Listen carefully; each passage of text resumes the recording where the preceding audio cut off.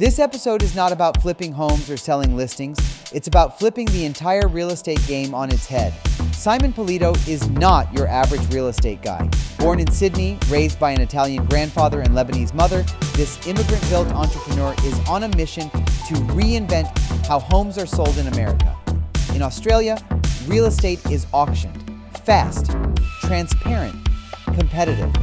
Simon brought that model here, fought the stigma, and now he's pioneering a new movement in U.S. real estate.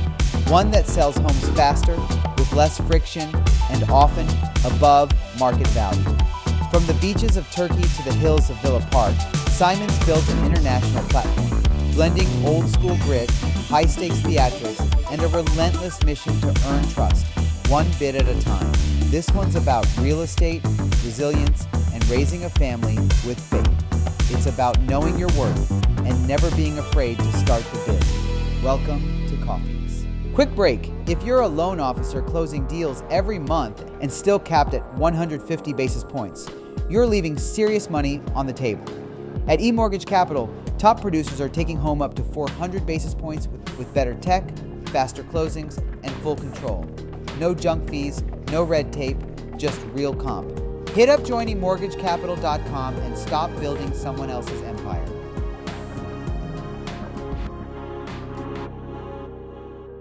Thanks for having me. All right, bro. Thanks for coming. I love it. It'll be a good show today. Give people kind of like an overarching view of what is it that you do on the auctioning platform. Yeah, so I come from Sydney, Australia originally, where I was born. And real estate over there, 90% in Sydney is done by auction. So when I first got into real estate, that was part of one of the modules you could study. So I did all the modules I could do at that time, which was property management, commercial, industrial, auctioneering. And I obviously studied really hard. I got all those diplomas. And that was just the way we did real estate. But when I came over to the United States 9 years ago, I discovered that you guys only do things one way, which is traditional. And that Nobody does it. The word auction was only mainly used for distressed properties, foreclosures, Yeah. something in a negative status. Yeah. And I was like, well, this is the only country that I've come across that actually sees it that way. Everywhere else around the world, think about like Shalaby's art auctions and Christie's art auctions or classic cars. It's all seen for a positive. Yeah. So why is it seen as a negative in the United States? So I started my own company. I thought, I'm going to try and change the game a little bit, shake it up. With some new technology and to see who gravitates towards it. And it's been a rough ride, don't get me wrong. It's a lot of education. But now that we're now year 6 of our business, of RECA, we're now starting to get some weight. People know that we're a fixture in the community. We're not a startup anymore. And it's just another way to sell real estate, putting another tool in your tool belt for other real estate agents. Do you use traditional methods or it's all auction? No, I do both because sometimes auction isn't really the right scenario for that seller. That's the only reason why I wouldn't do an auction if the seller is not on board, right? Okay. So if the seller's had a bad experience, maybe with a foreclosure in their past, maybe they've just been hurt, this is going to be something that might bring up that PTSD, if you will. All right. So let's go traditional. Let's try it that way, but just know that I've got that backup plan ready to kick in when you're ready. Your office is here, is it headquartered in Irvine? Newport. So Newport we're on the Beach. corner of MacArthur and Birch. You have a team in Turkey as well? Yeah, so I call them affiliates or referral partners that I work with. I went over there a couple of years ago and I loved it so much that I ended up buying some projects over there with some other friends of mine. In Turkey? In Turkey, in the southern part of Turkey, not in Istanbul, like down the bottom southern part of called Alanya. It's a couple hours east of Antalya, which a little bit more people know of. Great place, like phenomenal location. Like Cleopatra's Castle is there, like which is just for me. I'm a geek for that stuff. Like that's phenomenal. Well, I'm Egyptian, so I appreciate that. Yeah, there you go. I didn't know that her kingdom expanded that far out. Dude, you can go through there, and they still got the tunnels underneath where she would hide the men and take them out, and like it's all been preserved. Well, she was a bit of a playgirl. She had a flourish of men apparently that would come in. She'd sneak them through with boats in the middle of the night, and they had these little tunnels. And then from the tunnel, you could go into the castle. Wow. Yeah, so I have a team out there. And then I originally being licensed in Australia, kept my name out there, kept my company running, and have a few people out there who work for me over there as well. I've never met somebody who's got an international platform like that. I always think to myself, how can I be different? Everyone, especially in California, every second person's a real estate agent. Yeah. So, like, how do I make myself stand out from the crowd? No, you definitely are totally different than anybody in the real estate space that A bit of a crazy man like that. I've met, in SoCal. And I think that's the international flair, Well, yeah, I think I have that immigrant mentality, right? Yeah. My grandfather on my dad's side, my dad was born in Italy. They migrated from Italy in the late 50s. My mother was born in Lebanon. She migrated from Lebanon in the 60s. So I've always had that immigrant mentality of, you've just got to go hard. And I was taught that way very traditionally from my dad's father, my Italian grandfather. Yeah. He taught me to work from the age of 5. I worked with him at the Sydney fruit markets from the age of 5. So I've always worked. Yeah. But it's always about being part of the community. That was the biggest thing I took from it. Like, always be there for the people. Yeah. And in time, people will give you things back. We're fortunate to have that immigrant mentality. Yeah. Because we outwork everybody.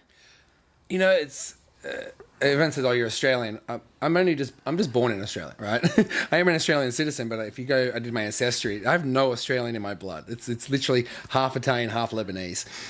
You speak any Arabic or Italian? I can get myself into trouble in Arabic. I just can't get myself out of trouble, and I can speak a dialect of Italian, which is my dad's from Calabria down south. Okay. To the boot. So there's like over 60 different dialects of Italian in Italy. So I'm very cautious about how I speak because some people take it offensively. Yeah. But definitely living here in California with everyone speaking Spanish, it's kind of confused me a little bit, but it's also encouraged me to continue learning my language. And my 3 kids, I constantly speaking to them in Italian, trying to increase their opportunities in life by knowing more languages. Yeah, it's imperative Absolutely. that kids learn other language. Absolute gift. Yeah, my kids are learning all dead languages, but they're learning them. It's Coptic and Latin. That's really cool. But Coptic is the ancient language of the pharaohs. They don't know why they're learning it, but that's what we use in church. So there you go. And it's important. They're going to have a tool that's going to be something that sets them apart from everybody else out there. Exactly.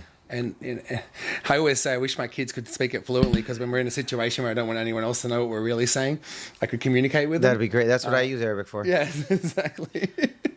Let me ask you, how do you deal with the stigma associated with auctions? There is a large stigma, and it's just education. This is not going to be something that's for everybody. That's just what it is. I've learned to accept that. And I do the takeaway a lot with people. So I just say, look, this is not something that is used for negative purposes. In fact, I don't actually list anything that's in a negative status. I'm only using this product for traditional luxury and unique properties. So I'm trying to literally not work with anything that's got a bad stigma attached to it. Yeah, no one who's in default or foreclosure. No. We sometimes will help people who are in pre-foreclosure if they've got equity, because what we're doing is saving the banks from doing it already. We're going to go to auction and we'll get them an extension of time by showing the banks or the institution they're lending off that we're doing an auction for them. That normally helps the client out and it gets them their equity before the banks take it. Yeah. But the stigmas... It's getting better. I will say in 9 years of living here, I want to say probably like 5% of the market understood auctions. Now I want to say maybe 35-40% of the market understands auctions now. I looked at some of your listings on your site, and you put a disclaimer like, this is just a traditional sale, not behind, starting at 1.995. Correct. Like, well, it seemed like a normal house at listing at 1.995. Will it actually go over in the auction? Absolutely. So you'll sell over market because of the strategy? Absolutely. So on average, we start around 20% below as a bidding to start from. And on average, from our sales, we're achieving between 25 and 30% above. Wow. And it's basically because of the supply and demand, right? We're playing to a psychology of people, right? It's you want this, I want you to write something down, but you haven't got a pen on you. Yeah. I've got a pen, and I'm not trying to sell you the pen, but I kind of am. I'm going to say, like, look, Joe, I need you to write this down. I don't have a pen, and 3 other people in the room need it as well. This pen's only worth $1, but you might pay $20 because you need it right now. Yeah. Same thing applies with real estate. We've got one listing, it's on the market. We're going to start at $1, for example. Someone's going to pay where they see value. And then hopefully we get 2 males who are macho and got a big ego, and they just want to fight each other to see who's going to pay more. And that's where the sky's the limit. Absolutely. I mean, if people knew that they could get 20% over market just because of ego, which is the driving force for everybody. It's huge. It's huge. And it's been hard to get people to do that because obviously the scare. And they're worried about going 20% under. Has that ever happened where they get the 20% under? So every seller falls over or falls off their chair when I suggest that bidding to start from number. But I just reassure them. I said, think of the website eBay. Everything on eBay starts at $1. Do you know anyone that's ever bought anything on eBay for $1? Yeah. No one does. It's like maybe one story of that one guy got one thing once, but no one buys it for $1. It just gets their attention. That's what we're trying to do with real estate. We're trying to get people's attention on the property. We do all the due diligence ahead of time, which helps lenders, which helps escrow and title, because we already do a home inspection, a termite report, get the seller's disclosures, a natural hazard disclosure report, a preliminary title report, any permits, and if it's part of an HOA, we get the HOA CC&Rs. So we have all that up front preloaded. So when the buyer comes through the home, they see all this information, they can make an assessment whether they want to make a move or not, and they can either make an offer before auction to stop it from happening, or they can get registered to get ready to bid. It seems like pretty foolproof. It is. It's safe for both parties. I'm not trying to be favourite or biased towards one. Obviously, we're working for the seller to get the highest price. Yeah. But we're here to help the buyers have a stress-free experience as well, and we're allowing them to tell us where they see value, and that's huge. At the end of the day, they're paying 20% over market, though. That's like... Who determines what the market is? Yeah, well, the buyers in this case. Buyers. So the question I get a lot of the time is, well, how much above market do you achieve? And I say, I don't get above market. I set a new market level, because it's fair market value is achieved through open public crying, known as auction. Now, I got a cool question here. It's what's one outdated rule in traditional real estate that the auction model absolutely shatters? Oh, do you only want one? Give me several. So I think with the contingencies. So when I moved to this country, I'd been doing real estate for already 15 years in Australia. Okay. And I had never done a contingency on any sale in 15 years. And I came here and you guys have this contingency that to sell your own home, which I just am mind blown that it's like putting a home on layaway. Well, then how do they buy it if they don't have the money? Well, that's where you got to sell. And if you've got a good lender, get some bridging finance. It makes them sell and buy really quickly. It makes them connected to the property. In Australia, what happens is you'll go buy a house, right? You'll go to an auction. You'll bid on it, Joe. You'll win the auction. The next day, you're listing that property on the market for an auction yourself. Now, you've got in Australia, it's a 42-day close on average. You've got 6 weeks to get that property sold. And then they might have a week or 2 weeks of bridging finance, which is not going to be nice. It's going to be hard. But it's much easier than having a risk that you don't know if you're going to sell the home and it's going to sit on the market forever, and then you create a domino effect of everyone falling over. So we've eradicated that by there are no contingency sales. Nope. With auctions. They're just like nope. It's as is, no contingencies, no renegotiating a sales price, no credits, no repairs. That's crazy. You're buying it as is, but we're showing you the property. So we'll have 3 weeks of showings. So you can come into the home, you can do your investigations, you can read the reports and disclosures that are available. You know everything about it. You know all the material facts. So we're not buying sight unseen, so to speak. There's no risk. Wow. Because you know everything. We're giving you it all up front. So that was probably the biggest old-fashioned thing that I noticed when I moved here was like, you guys do that really? And then I didn't know that was even possible to avoid contingencies. Yeah. So and I may be wrong to the date, I believe it's 1996. Since 1996 in the state of California, to be able to sell a property as is with no repairs, you have to furnish the potential buyer with a home inspection report, showing them the rights and the wrongs. Right. As well as a termite report too. As long as you provide that document, you're disclosing everything to the potential buyer. So there's no risk, you're not hiding, there's no secrets. And that allows you to remove that contingency of inspection. Now, when we talk with lenders, that sometimes can be a bit of a hurdle for us because a lot of lenders don't want to do the extra work to get their client from pre-approval to underwritten. If you can get your client underwritten against 123 Main Street, that client knows exactly what they can bid on 123 Main Street. Right. So, correct me if I'm wrong, it's about a 48 to 72 hour process, depending on them how quickly they get you their information. But once they have that, they're rock solid. You can say to Mr. Jones, you're bidding on 123 Main Street, you're approved, and I can get you financing up to $1 million. Do not go a dollar over that. If you do, you got to work out how to get that money because I can't get it for you. That's awesome. It avoids so much future headache. Absolutely. And then it's a seamless escrow, right? Because we've got all the contingencies removed. Escrow's already got all the documents, the disclosures are already filled out, everything's done. So, touch wood, in 24 years of real estate, I've never had a property fall out of escrow. And I'm yet to meet someone in this country that can compete with that claim. How many transactions or escrows do you guys close a month, your brokerage? In auctions, it's been slow the last 2 years because of the supply and demand issue. So on average, before COVID, we were doing 100 a year. Then it dropped down to like 10 during COVID, and then we went up to 20, and then we're at 30. Last year, we did, I think, 25 only last year. This week, however, we've listed 7 properties in the last 7 days. So the demand is like shifting like crazy. This is our market right now. You know, you're seeing days on market increase for a lot of sellers. You're seeing agents that, and I'm not trying to put down agents, I'm just being honest. A lot of agents don't know how to sell real estate anymore. They haven't had to do the negotiating, the marketing for so many years. They've forgotten how to do it, or they're newer agents and have never learnt. And that's the problem I feel with a lot of these cloud-based brokerages. There's no mentorship programs around that actually give hands-on experiences. So a lot of agents are looking for solutions. How do we get this home sold? We put on the MLS. We took some photos with our iPhone, which I'd never let anyone do. And I'm like, well, you haven't marketed the home. You've got to think outside the box. Yeah. Well, we put it on our stories. Like, yeah, bro. We posted about it, and I sent it out to like 6 of my friends. That's not going to sell the house. We know we have a program, and it dictates what the roles are for every agent that we work with, what our roles are as the auction company. And that way then at the end of the process, or the campaign, if you will, I can look at that checklist and see who didn't do what they were supposed to do and where we went wrong or where we went right. So I'm pretty strict on it because I know that when we tick every box, we get success every time. If something drops off, there's a chance we could, not get the result we're hoping for. So door knocking, cold calling, inviting people over, doing voicemail drops, doing social media drops, doing email blasts, everything and anything you can. Going to local hotels if it's a prestigious property. Going to local hotels like your Ritz-Carlton or your Montage or your Waldorf Astoria and asking the concierge, do you have any high net worth clients that are looking to move into the area? I have a great property. You got to think outside the box in this current market. Yeah. And that's where our program is only 28 days.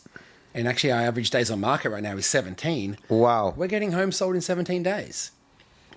The only reason it wouldn't sell is if the seller doesn't accept the number we get them. But they're going to accept it because they're auctioning. You're getting them over market. Well, that's the thing. So a lot of sellers, unfortunately, I'm finding, have been lied to by agents by telling them an unrealistic price for their home to try and gain their business. As we call it, buying the listing, right? Yeah. And that's where we've got to educate ourselves. So this process is a great education tool for sellers because it shows them what the true market feedback is, not the comps. Comps are not going to buy your house. The people are. So every open house we hold, which only goes for 1 hour, we have a 1 hour open house twice a week for 3 weeks. So Wednesday and Saturday, for example, from 12 to 1. That's abnormal, by the way. It's usually like 12 to 4. I know, but what are you doing for 4 hours? Sitting around like we are now, doing nothing, playing on your phone, going through the pantry. That's what agents do.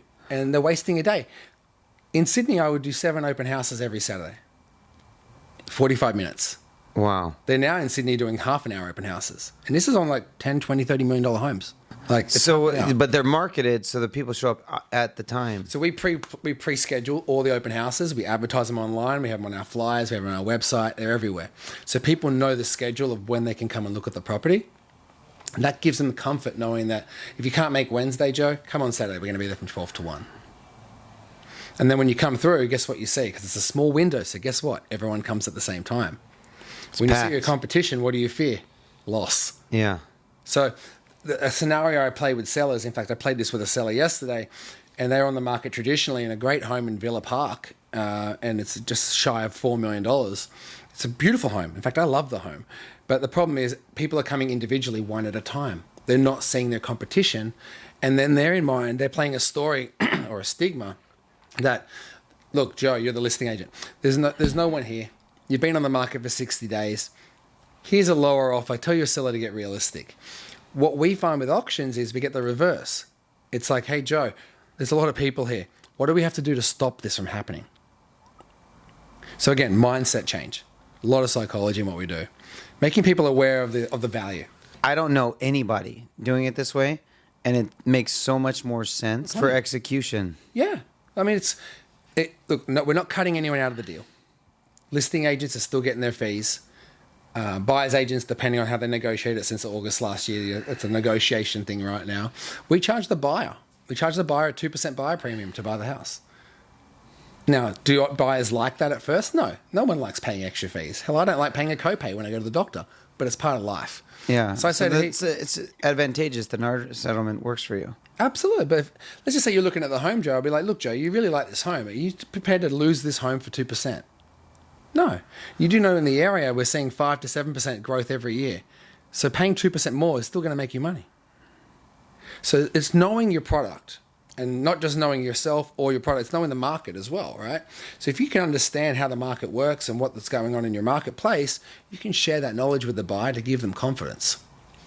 Now, let me ask you, like, auctions are high stakes. People are freaking out. There's a lot of emotions. A lot of emotion. That's why I like doing residential. Running in the room. How do you control the environment with all the emotions? It's always different. Can't tell you, it's always different. I never really know 100% what to expect. Sometimes you'll have an old ethnic guy in the corner who doesn't want to, sitting there with his arms crossed, doesn't want to talk to anybody. You'll have a young family that are really excited. You'll have an investor. You have all different types of personalities. I like to think of myself, and not to put myself down, as a bit of a comedian when you're up there. I've got to keep the crowd entertained.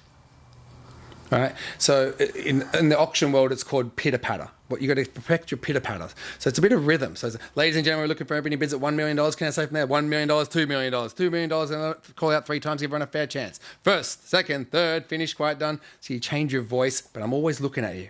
I haven't forgotten about the offer on my right, sir. You're still over there, but I'm looking at you right now, waving you in. Do you want to miss out right now? Or do you want to go home to a happy wife?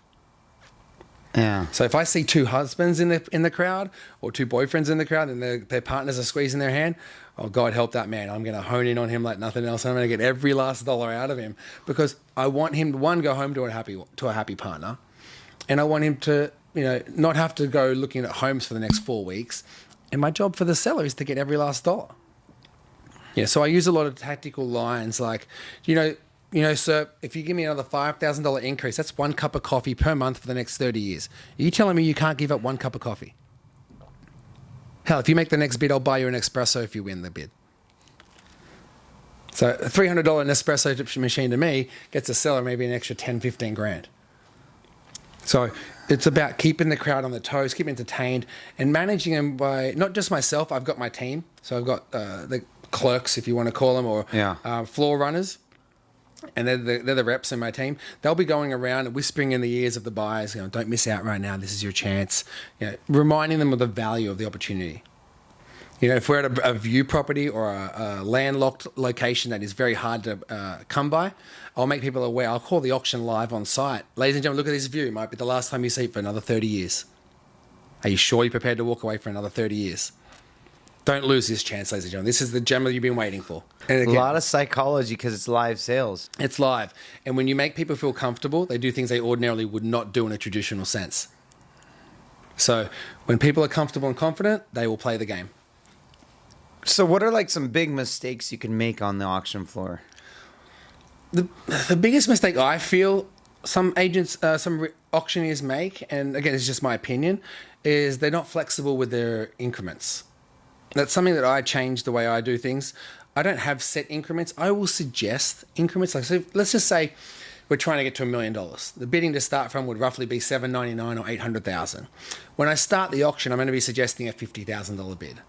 If I don't get anybody to say that, I'm going to drop down to $20,000 bid or $25,000 bid, right? And then I want to go with the market. I don't want to, if someone's only got another $1,000 to add in, I don't want to lose that bidder because that's the one that could push the next person. Right. So I find a lot of auctioneers like, no, sorry, we're only taking $5,000 bids right now. And that's cutting out the opponents, right, from competing. So I try to flex, and if a scenario would be like, let's just say you bid $10,000 and someone over here bid only $1,000. Well, sir, it looks like he's slowing up. This is your time to pounce. Give me another $10,000, knock him out. In that time, I've just raised $1,000 from him, $10,000 from you. I got an extra $11,000 for the seller that I wouldn't have got if I didn't take that $1,000 bid. So that's probably the biggest error I see. And then, although I'm going down this path myself to be able to be scalable across the nation, a lot of auctioneers aren't live anymore. Since COVID, a lot of them are going completely digital, which takes away that interaction, that personal experience. I know I can get more money for my sellers when I'm in person. That leads me to my next question. You're a businessman / showman. You know, so theatrics are a big part. Absolutely. A lot of theatre. A lot of theatre in what we do. Look, I'm half Italian, so I automatically speak with my hands and I'm a bit theatrical. But it's about making people feel comfortable. Honestly, people think when I say auctions, they think you just speak really, really quickly. Yeah. There are times I will speak quickly, but there's other times I will slow it down. So I'm still looking at you here, looking for that bid to come on in. Don't wait right now. This is it. Your chances right now. Because when people think auctions, they're doing like 100 items in one day. They've got to get through them all. So they're calling, sold. For me, I'm doing 1 or 2 auctions in a day. I've got time to take our time, get everyone to have a chance to think about it seriously and partake in the auction. So you're 50-50 then. You're half businessman, half showman then. Yeah. But it's about making people aware of the value, right? Same for you. You have a lot of products in your line of work. Yeah. And for you to showcase that, you've got to show knowledge to your clients. You've got to show them the value. And I'm more showman as well. Like I'm over here, absolutely like, you are. Pitching people, just like getting them to come over to the company. Absolutely. And the more, it's funny, since I met you, I'm seeing everyone around who knows you now. It's like you're on my radar now, and it's funny because I'm like, I just met you a couple months ago, and all of a sudden now everywhere I go I see your face, or I see you on my Instagram, I see people talking about you, I see you at the Elks, like it's just like, it's really cool. It's really cool how the world works and how we connect like that. Me by design, I try to drive millions of impressions to the brand, and the brand is around, because we have a couple thousand people that work for the company. It's huge. Yeah, so it's you can't run into anyone walking through Orange County that doesn't know of eMortgage Capital or work for eMortgage Capital, especially because you're in real estate. We know you got one of the coolest garages downstairs. Yeah, that's on my. Those aren't my cars. I know it's not yours. I wish it was, but one day, that's not even like American money. You can't even be that rich. I know. That's crazy, but it's always nice to come in. I always let a little peek in that garage to see what's going on. Unless you're Jeff Bezos or something, there's a couple $100 million in cars down there. Manny Cushman. Yeah. Is it? No, it's not. He sold the building. But the cars are even nicer now. Oh, okay. Yeah. All right. Yeah. I remember it was Manny's. He used to have it was cars. Manny's. Yeah. No, the guy that bought it's from China, and so I've never even met him. Okay. Interesting. He's just got a bunch of people that work for him and manage his cars. Oh, nice. Perfect. Yeah. Hey, if it makes some money, they're not harming anybody. Good luck. I don't think he's making money from that. I think he should set up a museum down there, though. That would be cool. Yeah, it's good. It's a good area for it. Yeah. But yeah, man, we have fun. It's all about just making people feel comfortable, and reminding them it's not a stressful experience. We're here to be honest. We're here to clean up the name our industry has, and that's what we're really trying hard to do. Like, there's a lot of people and I agree, there's a lot of bad agents in our industry, a lot of unethical practices happening. And I'm trying to change the way that we're looked at by the public. And there's not a lot of like really high achievers. Like, you're one of the few that really like just dominate. So I mean, I'm trying. I've still got a long way to go. In all honesty, I'm nowhere. Me too. I'm nowhere near. I don't think I'll ever be happy with where I am. To be honest. Yeah, I'm just scratching the surface of success. Exactly. And as a business owner yourself, you understand. It's like there are days when people don't see us crying and struggling to see how we're going to make this work. And then the next day when they see us winning, they're like, oh yeah, you're killing it, right? But there's highs and lows and tribulations when you come as a business owner, and it's sacrifices you make. You got 4 kids. I got 3 kids. I'm sure if we were here without kids, we'd be having a different conversation. We'd probably be taking a few more risks. Yeah. But right now we're a bit more reluctant to take those risks. Actually, I'll still take risks all day. Me too, but maybe not as many as I would have taken before. Yeah. Because at the end of the day, we've got more mouths to feed. I got a lot of people hinging on our success to survive. And especially out here in Orange County, where it's not cheap to survive out here. You've got very expensive. Your suits have to be paid for somehow. So I used to... it's funny. Last week I wore one of my old suits that I've had probably for about 20 years. Maybe 15 years, actually. And I was raised in a very strict traditional Italian upbringing, and I was not allowed to talk. I was a very shy guy in general. And I never really had training on how to negotiate or talk to people other than when I worked with my grandfather at the fruit markets. So I used to get stitched on the inside of my jacket breast was my confidence suit. And every time I'd go into an appointment, I'd give myself a little pump up.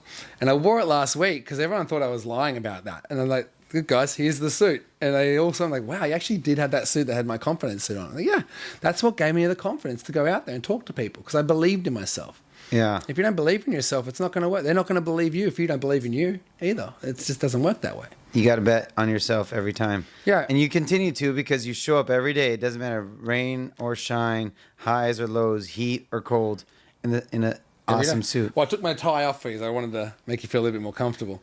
But I'm normally very strict on wearing a tie. Even though it might be 1,000 degrees outside, the jacket stays on. You know, I was raised that way. My last boss in Australia was very strict on me. If I had even gone in with this much facial hair, my shoes weren't polished, I was sent home and told, don't come back tomorrow. You don't have a job here. Wow. So it was Sydney's like a very New York location as far as the mentality goes. It's business. Right. You know, you go to New York, everyone's dressed in nice suits. West Coast is a bit more relaxed. Yeah. And that's why people give me a bit of flack about, you know, why do you dress that way? You're a bit of a snooty guy. I'm like, no, I'm not snooty. This is my point of difference. No one wears a flower. I wear a flower every day. It's my thing. All right? I wear colourful socks every day. It gets people to talk to me. No one knows I have an accent until they talk to me. And then everyone's got a story. You've got a great story. Right? Yeah. And I'm intrigued to learn more about your family, who you are as a person. Because for me, it's not just about having a business relationship with someone. It's actually connecting on a personal level. And that's why I say to people, I'm not a salesman. I'm a trusted advisor. And the only way I can advise you is if we have trust. So I've got to earn the trust.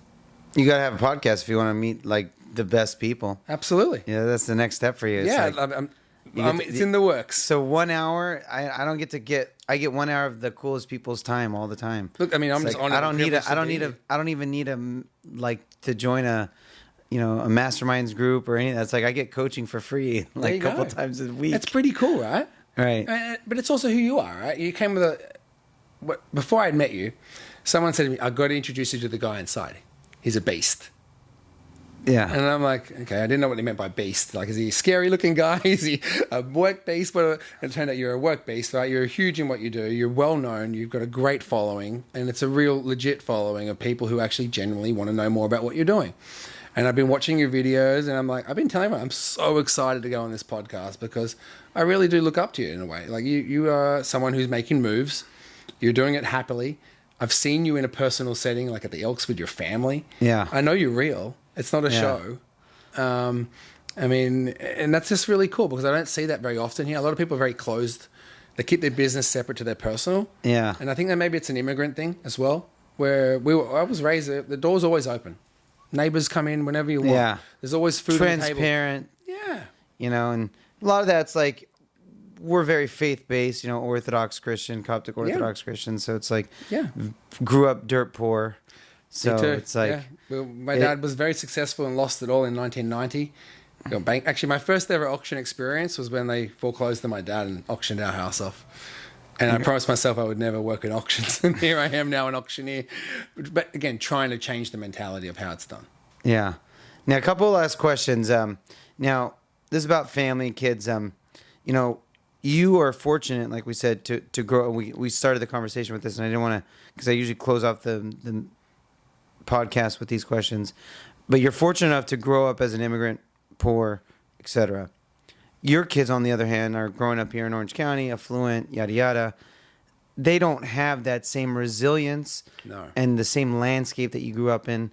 So how are you as a father instilling that same level of grit that was instilled in you as a child into your children? It's something I'm trying very hard with. And I'm somewhat battling at times, truth be told. My kids were the first grandkids of their mother's side of the family, and they were very spoiled. Not because it was done intentionally to make them a bad person, but everyone loved them. They were the first ones. So they got everything, right? Yeah. And I noticed this at an early stage. I was like, we're setting up for disaster here. And it really didn't kick in until I went back to my dad's village in Italy. And I went to where my dad was born, and his cousin now lives in that house, and they've got some kids. And one of their kids, my cousin Massimo, he was playing in the backyard with this truck that only had 3 wheels and was covered in concrete and just like, it was half broken. And he was the happiest kid on earth playing with this toy. And I just thought to myself at that breakthrough moment was like, holy crap, my son's going to go back to a room packed with clothes, toys, things to do, and he's still not grateful. And this child, my cousin, is so in love and having the time of his life with one thing. And I said, from that moment on, I was like, I want to make sure that we don't raise our kids to be superficial, expecting, and they've got to earn it. So like right now, I say to my son, if he wants, like he wanted me to buy him a Lionel Messi jersey, Inter Miami jersey, and he's like, Papa, just go on Amazon and just buy it. You know, just use your credit card. I said, it doesn't work that way. His name's Elvis. I said, Elvis, it doesn't work that way. I tell you what, I'll make a deal with you. When Papa sells a house, we'll go get a reward. So what I'm trying to teach him is like, you've got to work towards something to reward yourself. Same way I used to buy my suits. I wouldn't buy a suit until I closed the deal. I started in the industry wearing the same suit for 2 years. I didn't have money. I had one shirt, I'd iron and wash it every day just because that's all I had. And it wasn't until I made some good money that I was able to go get a new wardrobe and look better. But I'm trying to teach that same method to my kids. Is like, you've got to earn it. It's got to be a reward system. And you've got to understand that the dollar just doesn't come out of nowhere. You've got to work for it and appreciate it. So it's something I am struggling with because, again, around this location, there are a lot of trust fund kids. There are a lot of kids that are spoiled. And I see it every day. I'm sure you see it when you take your kids to school or they're around other kids. There's some kids, you know them when you see them, that, they'll never have to work a day in their life. They don't appreciate it. But I want to raise my kids to appreciate the dollar, respect the dollar, and respect who they are as a person, that they earned that money. Yeah, it's something I'm always on a quest to figure out their entrepreneurial journey, how they're going to grind, what they're going to do. I ask lots of questions. I ask my guests questions because it's something my guests all deal with. Yeah, and if you have any advice, tell me. I mean, I'm going to learn off you as well. We can learn off each other. That's why I've found it really hard to meet good, genuine people here. Unfortunately, and I'm not trying to put anyone down. I just haven't connected with people. I guess a lot of people think I'm weird. I think they're weird. Yeah. But just different cultural upbringings. And I'm very open, and I like to talk to people, and I like to understand who you are as a person and how can I help you? Because in turn, if I know if I can help you, there's probably something that you could do or show me or share with me that would help and change my life. Yeah, that's the servant mentality. Absolutely. And my grandfather always said to me, always from when I was born, always be there for the people and always give with two hands. I always couldn't understand why two hands. One is to take and one is to give. A lot of people forget about the give part. They're just out there to take. Yeah. So if you're giving, and it might be, you might have an empty hand on the take side for a while, but as long as you keep giving, that hand is always ready for when it comes to you. Yeah. You know what? Don't even worry about, just do God's work. It's very simple. Yeah. Do God's work. Don't even worry about whatever, like God will provide. He will. And He'll provide 10 times more. Yeah. So just give, and it comes. I mean, I see you walking along Newport Peninsula, along the beach. Yeah. You're giving out cool stuff to kids. I saw you PS5, you had the Nintendo Switch, you had the Oculus glasses, and I'm like, that's a really selfless act. And like some people would look at it and be like, oh, this guy's showing off that he's got money. I'm like, no, I didn't see that in any way, shape, or form. I was like, this guy's giving. Yeah, we try to give as much. Yeah, we try to give as much as we can, man. It's you get, when you give a lot, you get a lot of haters. Of course. Jealousy. Yeah, you get a lot of haters. And it happens. I have a friend who does the biggest toy drive in the world. And people, you're like, how can someone hate on him? He's doing the biggest toy drive, giving his soul. All he does is give and give and give. Christ was crucified. All he did was give. Right? People forget that. Yeah, people will, but you're not there for the people. You're there to do God's work. Absolutely. And it's something I've really connected strongly with in the last 6 months to a year. I've really connected again with God. I was raised Catholic. My mother's Greek Orthodox. And my ex-wife, Muslim background, being Iranian, but converted to Catholicism when we got married. And I'm a big believer. I was an altar boy growing up. I've always been connected with God, and I don't preach it on people, but I've made significant prayers in my life that have really actually happened, which makes me 100% a full believer that he's there. He's a very powerful. I make goosebumps saying this. Like his power is unstoppable.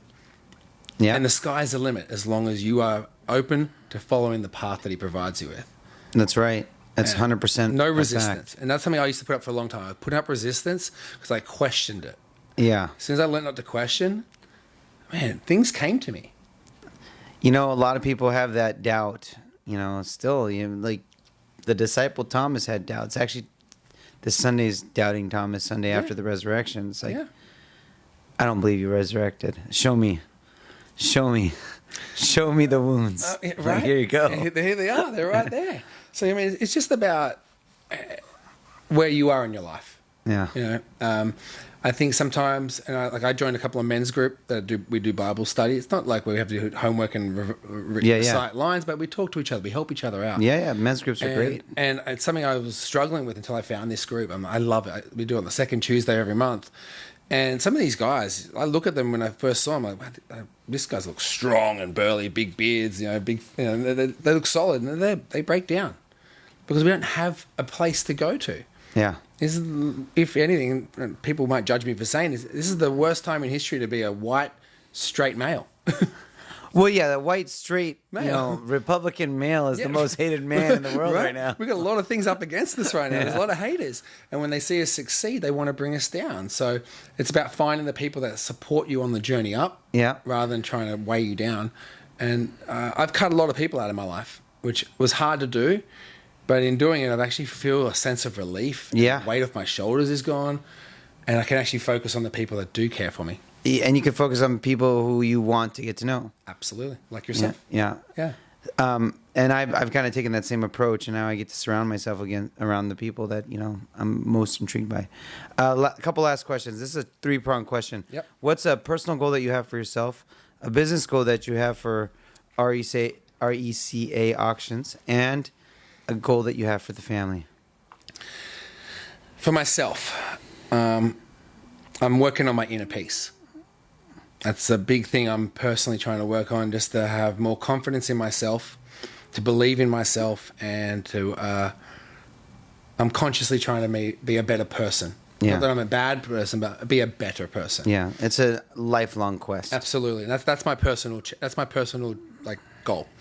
For business is to take RECA nationwide. You're currently only in California. I've got all the tools ready to go nationwide. We're in the process of looking for funding to be able to take it nationwide. I've got everything. All I got to do is flick the switch or press the button once I get the funding in, and we're ready to go live nationwide. So that's a big thing I've been working on for 6-7 years. That it's finally coming to the point where people want us, and we have the tool that they need. So I'm really excited to grow that. And then, last question was family goal. Family goal. I really want to be able to buy a house for my kids to have a proper house to live in. That's the goal, and I want to be able to give them the best life I can. And that doesn't have to necessarily mean I buy them everything they want. It means just give them the best life with love, with education, and just with reassurance that they're on the right path. And last question for you. When you're in front of the pearly gates, what do you think God's going to tell you? You're lucky I didn't bring you here earlier. I like that question. It's a good one. Yeah, he's probably going to say, "Look, I've cheated death a few times. I've had a few scares, and I honestly believe God did those moments to me to make me realize that I have still a purpose in this world." And he's going to be when he sees me, he's going to be like, "Yeah, that time you almost died, I saved you." And I really feel he's going to say something like that to me. That's right. He will. He will. And he has. He did. He always saves us. At the times that you're like, this is it. Yeah. So that's why we stay steadfast in the tribulation. Absolutely. Especially with business, where it makes us so resilient. Amen. Well, God bless you, bro. I hope you hit every one of your goals. If people want to connect with you, they want to find you, how do they get in touch with you? Yeah, social media is probably the best way. On Instagram, Simon Polito TPG, which stands for the Polito Group. Love to have you follow. Trying to catch up to this guy. I got a while to go. I got about 1/10 of your followers, but I'm working on it. Yeah. You gotta just consistent. I post 2, 3 videos, 5 videos a day. Me too. Stories, videos, reels. Yeah, it's very day. time consuming, but I do. I have a team, thank God. But then I do my own thing. I have some cool strategies. And I record a lot of my stuff, but then I send it to editing, and they do all that, Yeah. that part for me. But I find when I do the natural, real stuff, people follow more, and they're more engaging because they know Yeah. it's real and unedited. So, yeah, man. Just social media is Simon Polito TPG, or YouTube the Simon Polito. perfect. Yeah. All right. Well, God bless you, man. bless you too. I hope you hit all your goals, and we'll be in touch. Looking forward to it.